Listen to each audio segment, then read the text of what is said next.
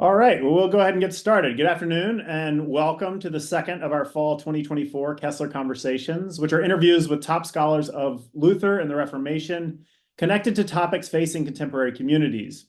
This fall, we have, of course, focused all of our programming on politics under the title Justification and Justice, 16th Century Texts and 21st Century Politics. My name is Bo Adams, and I have the great privilege of serving as director of Pitt's Theology Library, the home of the Richard C. Kessler Reformation Collection. Today, I'm excited to welcome Dr. Piotr Małysz of Beeson Divinity School at Samford University, which of course is in my hometown of Birmingham, Alabama. Dr. Małysz is Associate Professor of Divinity there, and he teaches church history and doctrine courses. He's author of the book Trinity, Freedom, and Love, an engagement with the theology of Eberhard Jungel. And he's the co-editor of Luther Refracted, the Reformer's Ecumenical Legacy. He writes extensively on issues that are both historical and contemporary, often successfully navigating the connection between the two. In particular, I commend to you his regular column in Lutheran Forum, where he seems to master the skills of both the scholar and the pastor, applying the lessons of church history and complex reflections on theology to address issues that face Christians today. And it's this particular skill of translation, which I think we can all agree is pretty rare, that I think makes him the ideal person to join us today. So Dr. Małysz, thank you so much for taking the time to be here. Thank you for having me. And again, thanks to you, to the Pitt's Library and the Kessler Collection as well. Absolutely. And I will remind those who are joining us online that you too can participate. And if you have questions for Dr. Małysz as we work through our conversation, please post them in the chat online. And as we have time to the end, I will relay questions to him. But I would like to get started with a kind of general question about method. So these Kessler conversations, and indeed kind of the mission of our collection as a whole, focuses on drawing lessons from the past and applying them to contemporary communities who, of course, face issues that might be quite different from what the reformers faced. And our whole idea is based on the premise that these 500-year-old texts and conversations do indeed have something to say to us today. But as you probably know better than anyone, this translation act is tricky business because on the one hand, you have those who ascribe to figures like Luther the ultimate authority, and the act of translation seems to be whatever Luther said we should do.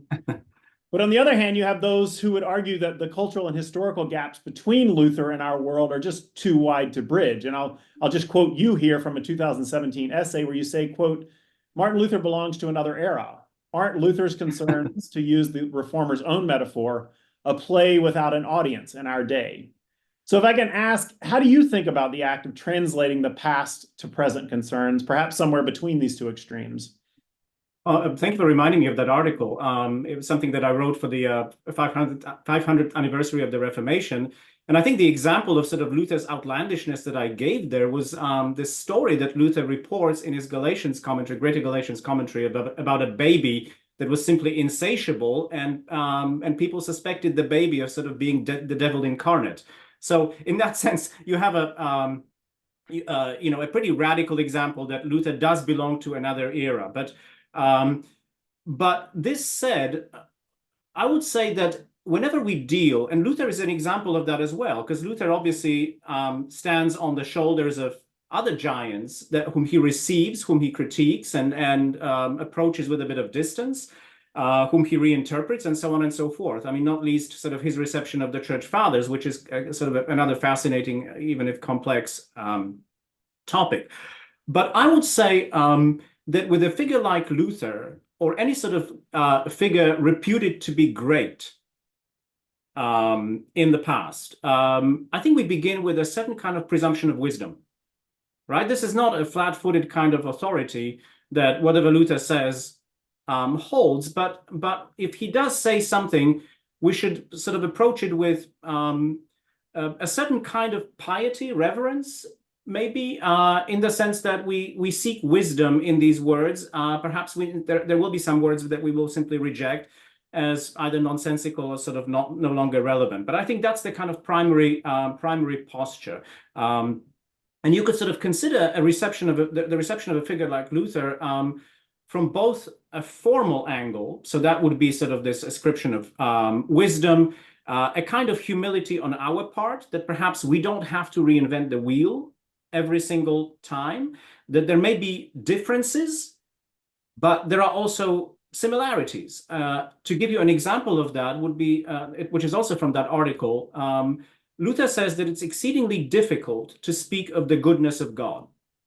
Now, when Luther talks about the goodness of God, what he has in mind is a certain kind of late medieval piety that is very self-absorbed.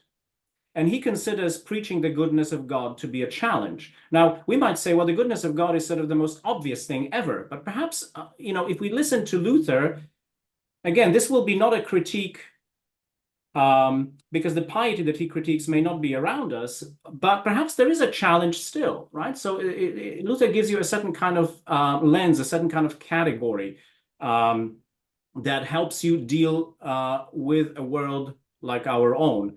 And perhaps another aspect of that would be that when we find these categories, even though they're not quite similar, when we deal with a figure like Luther, it's almost like we sort of take a step back from our own time, maybe put one foot into the other time, right? The time of Martin Luther.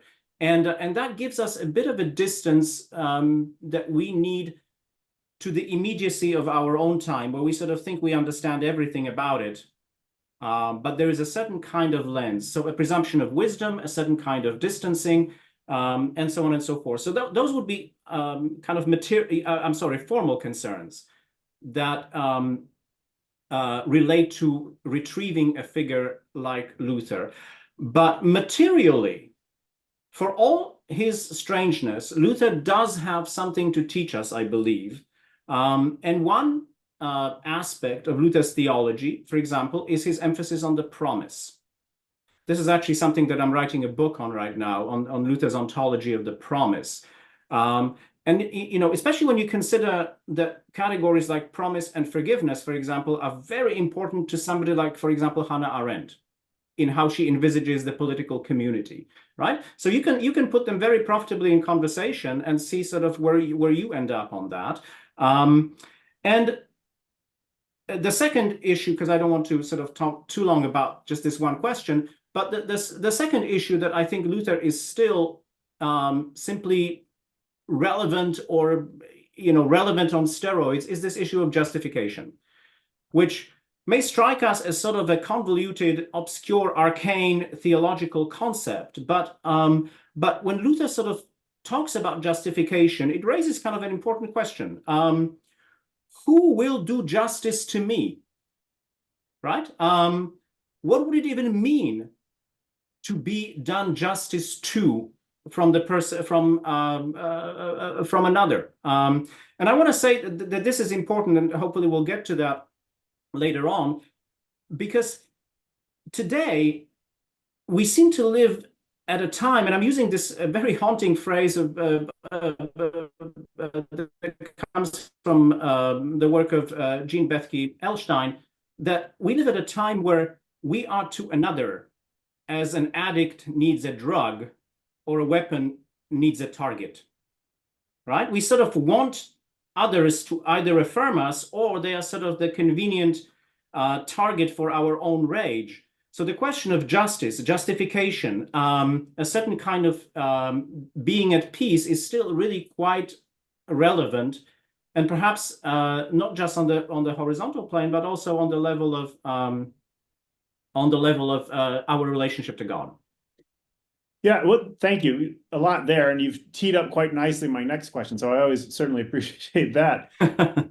So speaking about justification, so we're talking this semester about politics, of course, but we're doing so under the headline of justification and justice. Mm-hmm. And, when I think about politics, particularly as it relates to kind of the theological, I think many of us mean the question of what it is to be a citizen in the world, where we may be asked to adhere to legal standards or laws that either we may not agree with or may conflict with other authorities in our lives. So yeah, better put is, how do we take the values and norms that can come to us from family or religious tradition and then translate those into support for whether it's a particular candidate or a cause or a ballot measure? So to look at a figure like Luther, who, of course, you talk about law, there's a lot for Luther to say about law. How do you see him adhering to or resisting governing authorities of his day? That is, what is Luther's understanding of the role of law? I think here I mean civic law, really. Right. Well, I mean, I think that's a really fascinating question because, you know, Luther is sort of known for his theological use of the law, which accuses us sort of in the inner person. He's certainly known for a certain kind of respect for civil law as also coming from God. It's a certain kind of divine arrangement. But there is much more to Luther's understanding of the law that is really, I think, quite important for our own time. So, like I said, on the one hand, he appreciates certain kind of arrangements. There is the family, there is the state or temporal authority, there is also the church. He calls them divine foundations, institutions, orders, estates, and he even speaks about these orders as a place in which we achieve our own holiness. And it would seem that kind of the three, he perhaps has the most negative view of the civil law. The civil law is sort of is there to curb, to restrain, to force a certain kind of external righteousness in us, even though, again, Luther does seem to indicate that there is a certain way in which we sort of, by inhabiting it, it's not just simply sheer coercion, but we do become holy. It does shape us. But I would say, by and large, the view is negative until we take a bit of a step back and realize that Luther sees the foundation of the law, again, in something that is really quite adjacent to justification. He says the law is there as a kind of post-fall reality, so that, and here he invokes the ancient maxim that no one should be judged in their own case. Nemo iudex in causa sua, which goes back to the legal code of Justinian and probably even before that. So the law is there to prevent us from acting as judges in our own case. But then it gets fascinating, because you might say, okay, so the law is there to give us justice so that we wouldn't be judges in our own case. But that's exactly what Luther does not say. Luther actually then, having sort of dwelled on the maxim in a number of places, he then says that the law by itself is unjust. And here's what he means by that. Well, I shouldn't say it's unjust. It cannot deliver the kind of justice we want. It actually sort of, if we stick to the letter of the law, we very often perpetrate injustice. The reason for that is that the law, in order to be law, has to be simple and general. You would destroy the law if you were to sort of turn it into casuistry, because it would be unwieldy. Nobody could wrap their mind around it. And at the same time, it still could not account for every single eventuality.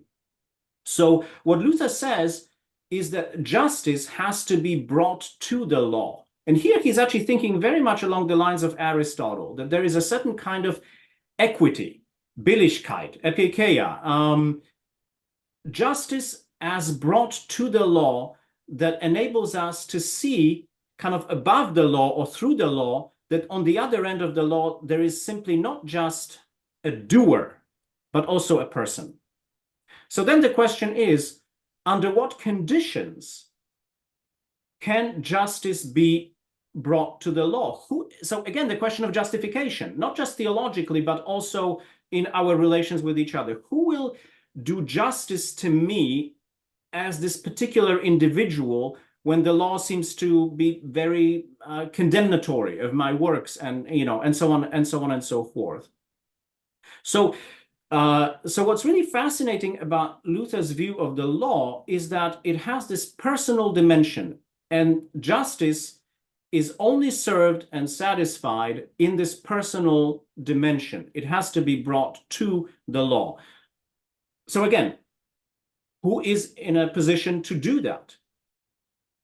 Who will give me justice, even as they sort of see me through the lens of the law? Who will do justice to me? And Luther says that this is why Christian involvement in the structures of the state is very important. Perhaps he's being idealistic here, because obviously he's sort of thinking of a kind of the ideal Christian, the figure of a Christian, but Christian insofar as he or she has been justified by God, insofar as sort of God, they believe that God is for them. They have a certain kind of freedom from themselves, where they don't either sort of treat the other as a target or somebody who will simply affirm them in themselves, but really sort of they have a kind of other regard, Luther believes, and that's what makes them uniquely suitable to bring justice to the law, so that we could have a kind of a full-orbed understanding of justice. And I would say this is really fascinating, because even for our own time, in the sense that we should realize that the political community matters. A certain kind of togetherness matters. We cannot create the kind of law that would absolve us of having to be concerned with justice and really having to be concerned with one another. And I think that's really quite remarkable. Luther is a realist on the law, because again, this applies not just to bad laws, it applies to all law in general. All law in general cannot deliver by itself, cannot deliver justice. Well, I want to pick up on that notion of involvement and, as you say, political community matters, because I think often in my simplistic framing, not just here today, but in general, is I tend to individualize these questions of theology or even ethical norms. That is, I tend to think about, okay, what am I as an individual called to do, or what is right or wrong for my particular context? And so we might take that framing and then import it to a figure like Luther, and we think also, okay, well, here was Luther, who as an Augustinian monk is struggling to please God, and we assume gaze is kind of inward to him and how he becomes or lives out the life of a justified person. And yet, I get from your discussion so far that this kind of individualizing may not be the most productive way to think about Luther's understanding of the political life. So can you understand how Luther's theology is in some sense, I guess, outward focused, or how this togetherness notion you mentioned might connect to understanding of law? Well, I think on this point, I would have both a critique of Luther and a certain kind of reconstruction of Luther by means of Luther. Let me explain. The critical point would be that Luther tasks the Christian as sort of, again, uniquely justified by God and freed from the self for service to the neighbor, to bring justice to the law in such a way that the person does not disappear, the person of the other does not disappear under the other's works, that the other is regarded as a person before they are sort of judged in terms of the law and so on and so forth. But what's really perhaps weak in this view is that it really sort of rests upon individual Christians living out their sense of vocation, living out their selflessness in these worldly structures to really make a difference. And obviously, I don't want to criticize Luther too much on this. I want to understand him in his own context. In his own context, the lawgiver, the lawmaker, was very often the magistrate, or ultimately the prince, the ruler.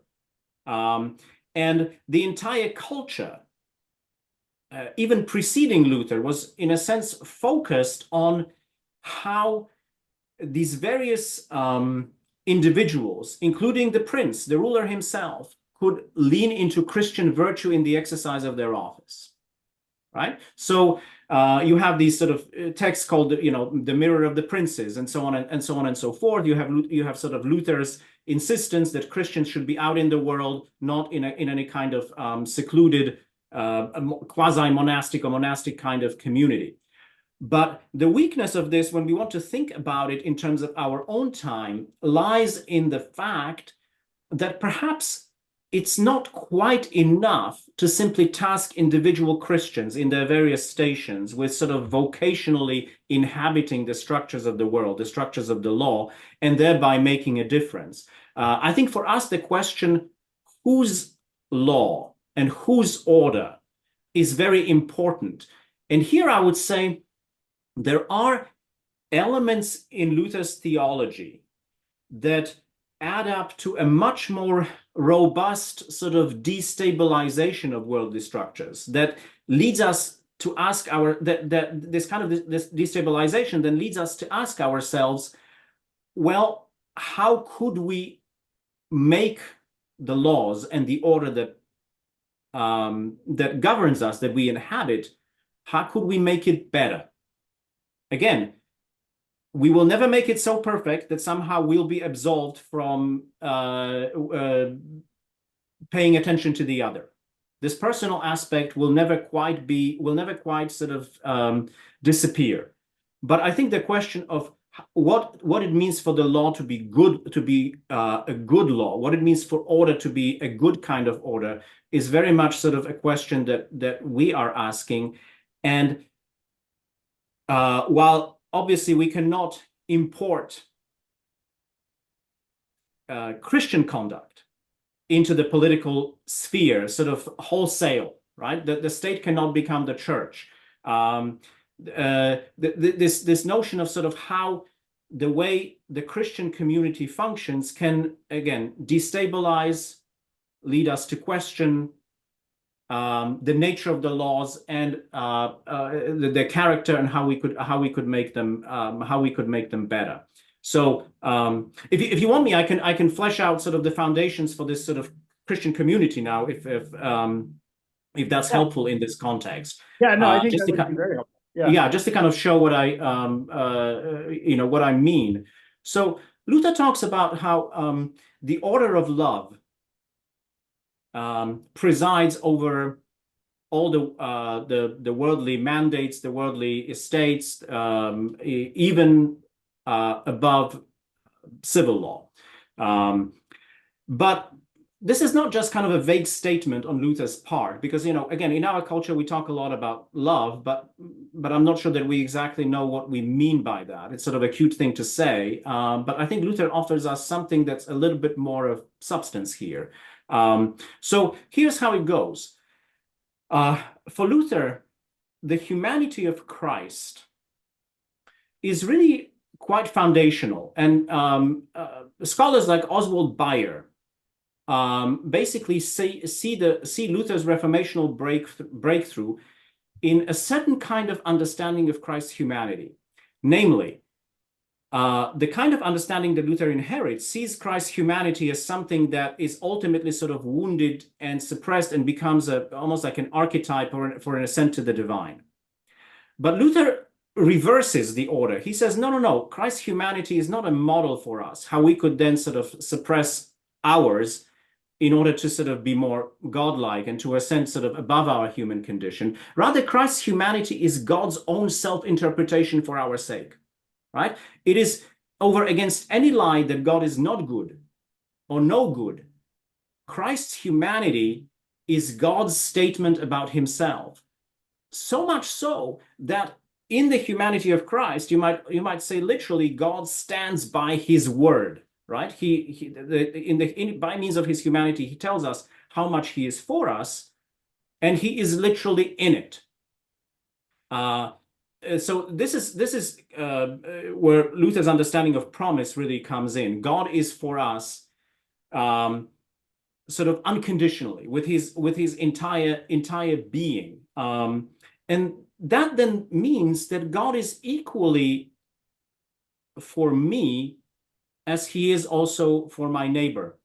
There is a certain kind of embodiment. I am, instead of having to sort of perform feats of almost like self-elevation above my human condition, I am not only returned to my human condition, but in this human condition that I am returned to, I find myself alongside of others who are likewise recipients of God's promise, recipients of God's being for them. And I find myself in the midst of a world of things that then receive a purpose precisely from my regard for the other.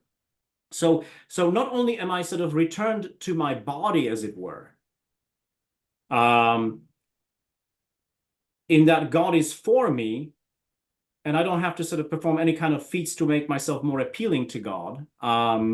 But I'm also returned to a body that's much larger than me, because it includes my fellow brothers and sisters, who, in some sense, call for help, but also offer me their support, and so on and so forth. So I think there is kind of a vision of togetherness that is really quite stunning. It's a vision of embodiment, whereby we find ourselves in bodies that are larger than us because of God's regard. Yeah, maybe I'll just stop here and see if you have any kind of follow up on that. No, I do want to follow up, because I think this kind of laser focus on incarnation and understanding of incarnation is really important. And as you say here, one of the implications of an understanding of incarnation is that God is equally for me as he is for my neighbor. So to maybe a too fine a point, can you play out what are the kind of ethical implications of that? Right? And this gets to your point of togetherness, right? If I have done nothing to warrant the status that I've gotten, then that the neighbor has also done nothing and is equally justified, I guess, to use the language. So I guess a two-part question here. What are the kind of practical, ethical implications of that? And then secondly, in a kind of perverse way that's been twisted, right? That is, Luther has problematically become the source of some kind of in-group versus out-group notions, right? Christian nationalism and these kinds of things. So where have we gone wrong in kind of misinterpreting that? Yeah, I mean, there are sort of two sets of implications. I mean, one thing that really has to do with maybe locating Luther between a kind of in the middle of a certain kind of polarity. One is certainly kind of the us versus them. And the other end of the spectrum would be a certain kind of understanding of difference that I think is very typical of our own time. That is, we celebrate and we appreciate difference, but that difference is very often simply aesthetic. That is, we like diverse pictures, but the difference doesn't seem to make much difference.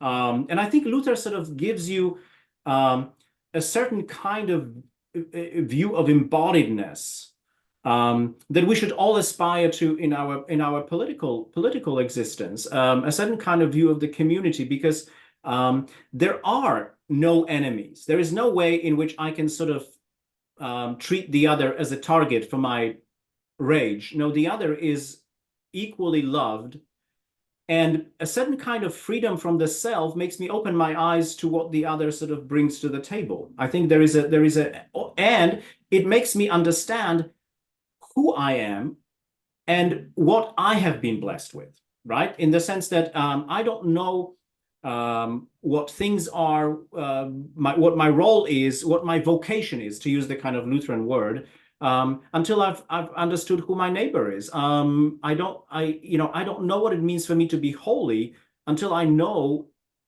who is around me, and so on and so forth. So I think there is a certain kind of summons that the other issues to me, the face of the other, we might say, in a kind of Levinasian way. The other wants me to do justice to them. Not in a kind of a self-serving way where the other is there only to give me the thumbs up or is the outlet for my rage, but really the other is there for me to, in some sense, summon them into being.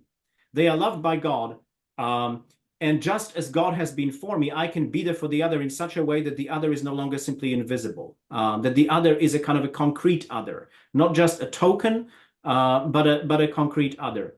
Let me pause here and maybe put it in a kind of a different context. I just wrapped up my sabbatical stay in Denmark, and reflecting on Danish society as kind of a Lutheran society where Lutheranism or aspects of Lutheranism have been simply secularized over kind of a long durée, but they are still understood as very much sort of Lutheran. Right. And I talked to a number of scholars there, and it led me to a certain kind of thought, which again is general and perhaps risks being simplistic. But I asked myself, the focus on the common good, on the other, on providing sort of good public transportation, good services, so that nobody is sort of underprivileged, at least in principle, right? So everybody can function within that society. Where does that impulse on the common good, the shape of public spaces, come from? And I started thinking a little bit about how Luther understands providence over against how perhaps a providence has been understood in the kind of theologies that underlie the American ethos. Because what's significant for Luther is that, again, since God in Christ tell us what he is really like, where his heart is, right? He reiterates himself over against any kind of lie or doubt that they might surround his being. Right?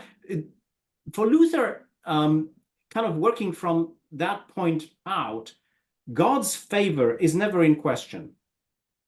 If you want to find God, God is to be found in the humanity of Christ. He stands by his word, by his own statement about himself. And this notion of God's favor never being sort of in question, coupled with how Luther understands simply provision, providential provision. He speaks very famously in the Small Catechism that God provides me with house and home and everything that I have, my body and soul, all my reason, my senses. It's sort of these concentric circles. But then Luther says he does it out of fatherly and divine goodness, without any merit or worthiness in me. The language is very much kind of Christological, soteriological, related to salvation. God in Christ acts also providentially for the sake of his human creatures. And that strikes me as very different a foundation from a certain kind of reformed American ethos, where you might say, God relates to me on the basis of his decrees, of his secret plan, and the kind of fundamental emphasis is for me to manifest God's blessings in my life, is for me to elevate myself above my simply kind of given condition, above my human condition, and to really sort of demonstrate that I am blessed, that I indeed have God's favor, right? So I would say that the kind of American ethos is certainly entrepreneurial, but it also emphasizes autonomy. So even when secularized, there is still sort of this sense that I need to sort of manifest the kind of my own individuality to others. Manifest the blessings that are sort of unique to my life. Whereas that kind of concern, that kind of preoccupation with the self simply doesn't exist in a more kind of Lutheran understanding of God's being in relation to us. And I think that's quite significant, because over a long durée, with a number of points of reception, perhaps some transformations, perhaps some other voices coming in, we have two very different models of society in a sense. One where the common good comes first, and the individual sort of finds themselves precisely within this sort of larger world of concern. And you have a society that is more entrepreneurial, but also more individualistic. Perhaps that too going back to a certain kind of theological position that, while secularized, never quite disappeared. But those are two wonderful examples. I think you've done a great job of identifying how a kind of theological vision can underline distinct political systems. So I'm kind of curious with the so what of that. I mean, because to go back to your earlier comments about Luther and the law, might one perceive that Luther's interaction with the civic law is in some sense an assumption that the systems exist and then you have to live within the system? So if that's the case, then how does one translate what you're saying into reform, given the systems that we have? How might Luther advise us to, we all want to move to Denmark now, the way that you've described. How do we bring Denmark here in a kind of Lutheran way?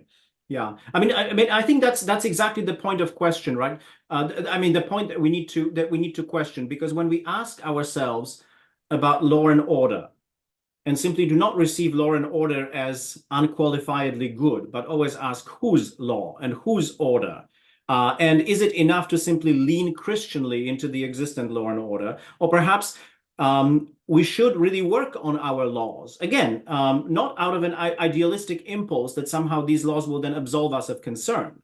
That's not the point. But I do think that is kind of the line of critique. How can our laws genuinely serve the common good?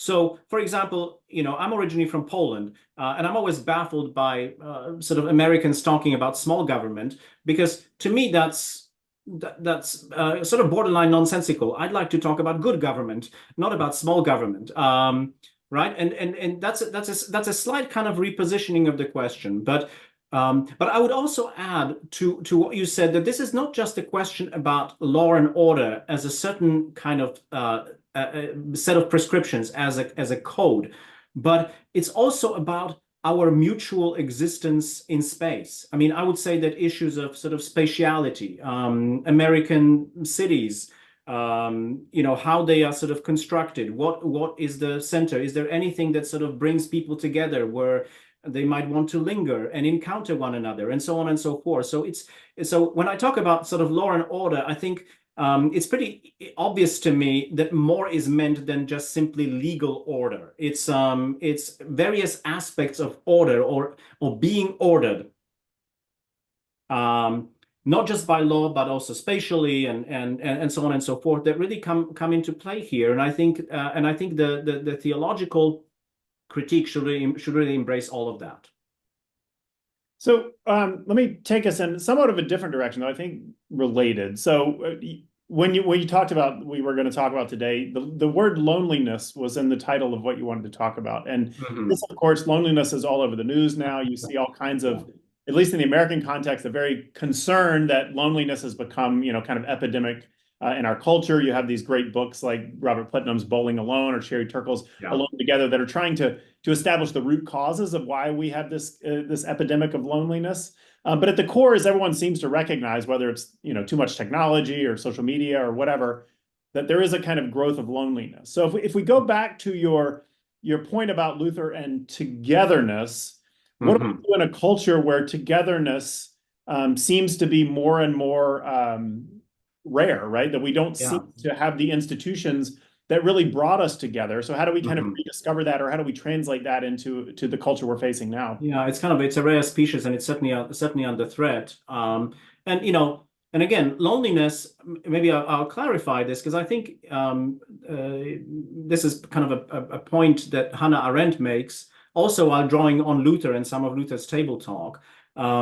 We should distinguish between loneliness and solitude. Solitude is a genuine withdrawal.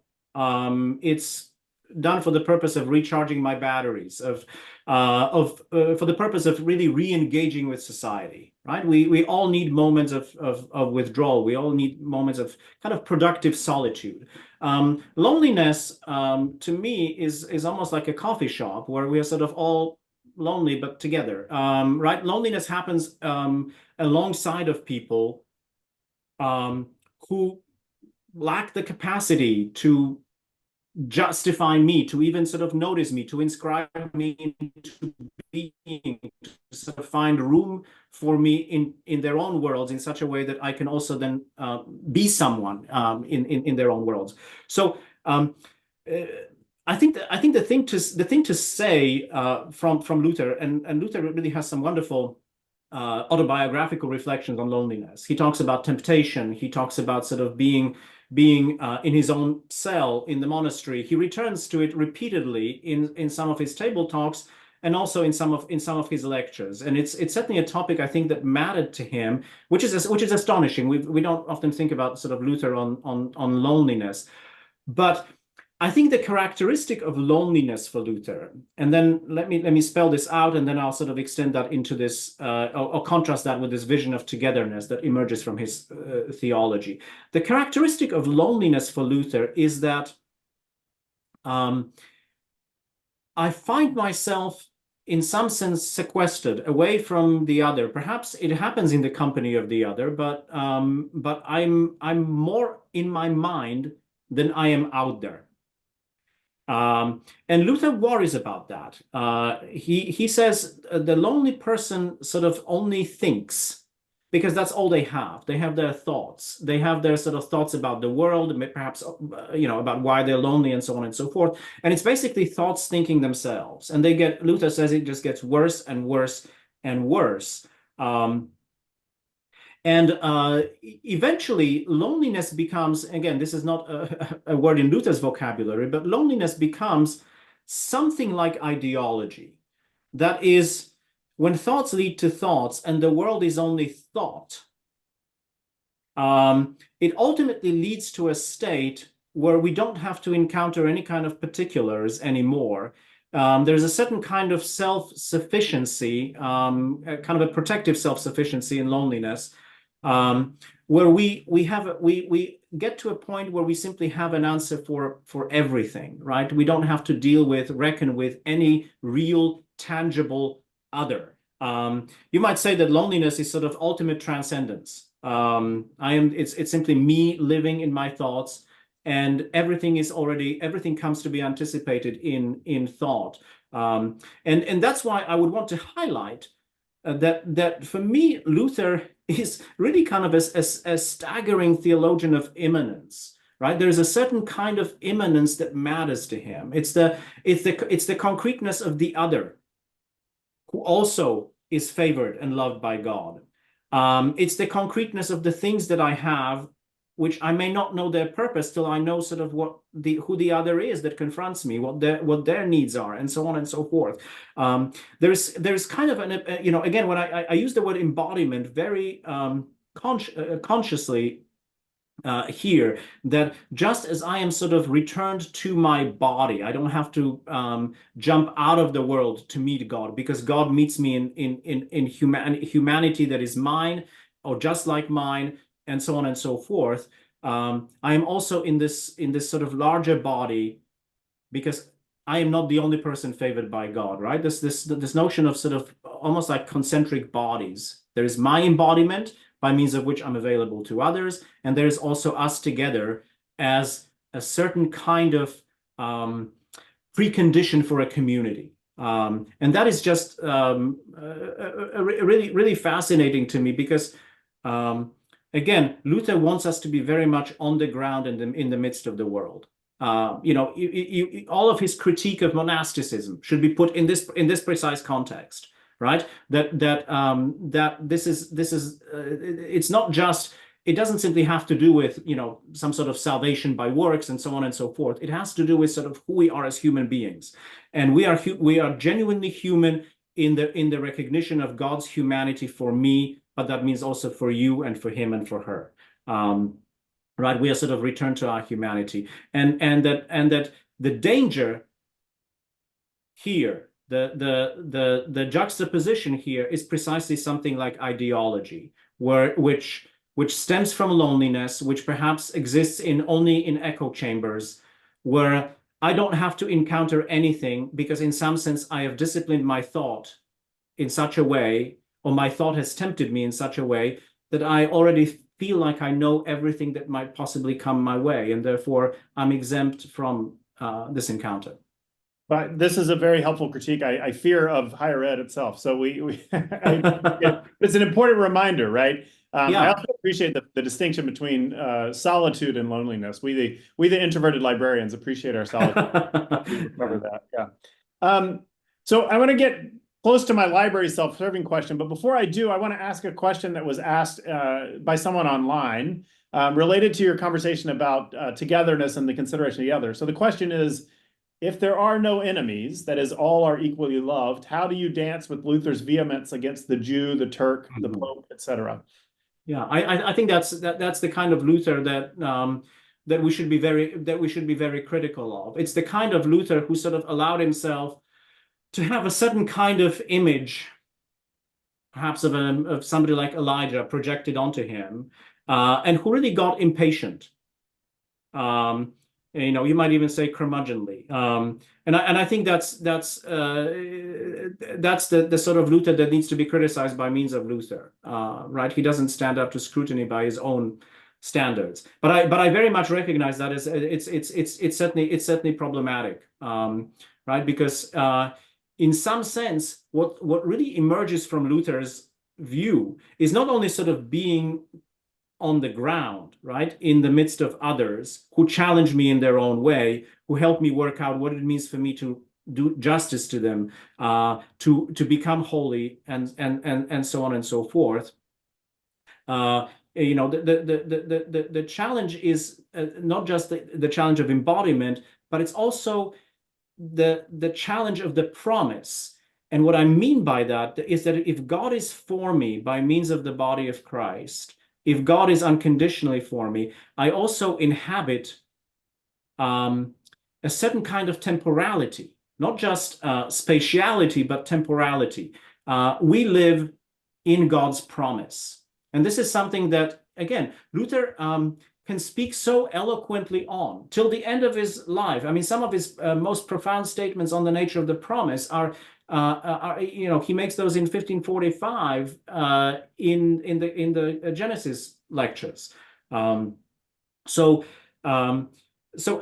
again, to answer the question very, very briefly, insofar as we also lean into God's patience, and we live by the promise, by the very promissory presence of God, we have no business labeling somebody as simply an enemy just because we have become impatient. Yeah, no, I think that's very well put. So as we come toward time, I'm going to ask my very self-serving library question. You're ready for this. So we're a big rare book library. We spend a lot of time, a lot of resources collecting 500-year-old books. Obviously, these works are important to you in your life, but I'm curious as a scholar, kind of what role do you see libraries and libraries like ours, and it can be good or bad. I'm open for what role do we play moving forward in the kind of work that you're doing? Well, I think the most important role is the preservation of the heritage, and I think that relates both to making resources available online, but also really stewarding and shepherding the books that you have. And I think there's still, you talk about sort of libraries as perhaps places of well, not quite loneliness, solitude, right? There's also something about the library as a space, because I'm grateful for the fact that resources are online, but I'm also grateful for the fact that I can step into a library, that these are sort of also places of encounter, of conversation, of meditation, of really sort of removing myself from the kind of immediacy of a life lived into a space that's a little otherworldly. I mean, it's literally, I talked at the beginning of this conversation, that when we receive Luther, it's almost like we step one foot into his time, which also gives us kind of a distance to our own time, a needed distance. And I think libraries are places like that. I would hate, if the world was suddenly to become library-less, if you like. And I think the pressure today, which I see kind of in a number of ways, is that we tend to work or are pressed into a flat-footed notion of relevance. Relevance is very often quantifiable and so on and so forth. But I think the library as a place of preservation, but also as a certain kind of space and a place of doing scholarship, recharging your batteries. Creative solitude is still very much a needed space. Yeah, I think that's right. I think libraries are effective at pushing back against the values of efficiency that tends to pervade our culture. And as we always tell our students, like opening up a physical old book may just cause you to slow down in terms of your reading and noticing things that you may not see before. Yeah. Well, I would sort of say it's like, you can see the Fontana di Trevi in Rome in pictures, and they can be just wonderful and very detailed. Like you wouldn't sort of be able to see it in real life, but there's something about being there.